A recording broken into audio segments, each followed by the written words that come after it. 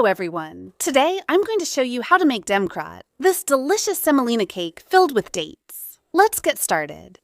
First of all, I take 450 grams of medium semolina. I really want to emphasize that. Use a large enough bowl so you can work the dough more easily. I add 130 grams of soft butter and 2 tablespoons of oil, so that's 10 ml. The butter really needs to be at room temperature, so you should take it out of the fridge at least 2 hours beforehand.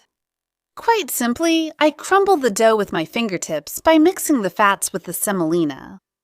Then I work the semolina, a bit like couscous. I rub the grains between my hands to avoid having any big lumps. And then I'll let it rest for 30 minutes. That's enough time to prepare the filling with 250 grams of date paste. I add a teaspoon of orange blossom water, a teaspoon of soft butter, and a little bit of cinnamon. And I mix everything well until it's smooth. For more recipe ideas, I invite you to subscribe to my channel. Don't forget to turn on the notification bell so you don't miss any videos. Next, I take a small ball of dough. It looks sticky, but actually it's very easy to handle, so you won't have any trouble shaping it however you want. I roll it into a long, thin log and continue until I've used up all the date filling. Once I've shaped all the logs, I'm going to cover them with plastic wrap to keep them from drying out. Then I go back to the dough and gradually pour a mixture of water and orange blossom water over it. Depending on the quality of your semolina, since it doesn't all absorb the same way, you might need more or less water. That's why I say to go slowly. I used 100 ml of water with 35 ml of orange blossom water, and I mix well until all the liquids are fully incorporated. The dough should look like this. It should be firm and not crumbly, and we don't need to let it rest. I take a ball of dough and, just like with the filling, I'm going to form a thick log. This is a recipe that I've been asked for a lot, so I hope you'll enjoy it.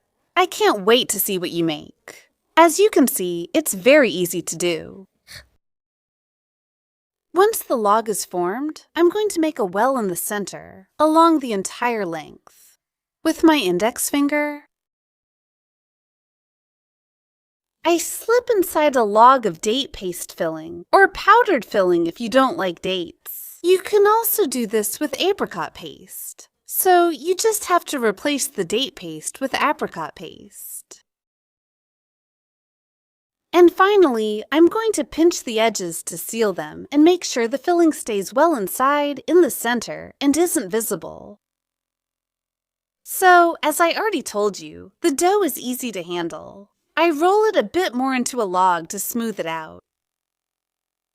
And I start cutting the little makrouts. I remove the little edge that doesn't have any filling, and then I cut diagonally every 4 to 5 centimeters or so. I use one pastry as a base to make sure they all have exactly the same size and shape. The filling should be in the center and visible from both sides. I'll show you how it should be. For cooking, I dip the makrouts in a bath of oil heated over medium heat, so they have time to cook well on the inside. The oil should be neither too hot nor not hot enough. You can see that the pastries don't contain any sugar, since the date paste is naturally sweet. We're coating them with honey, so there's no need to add more.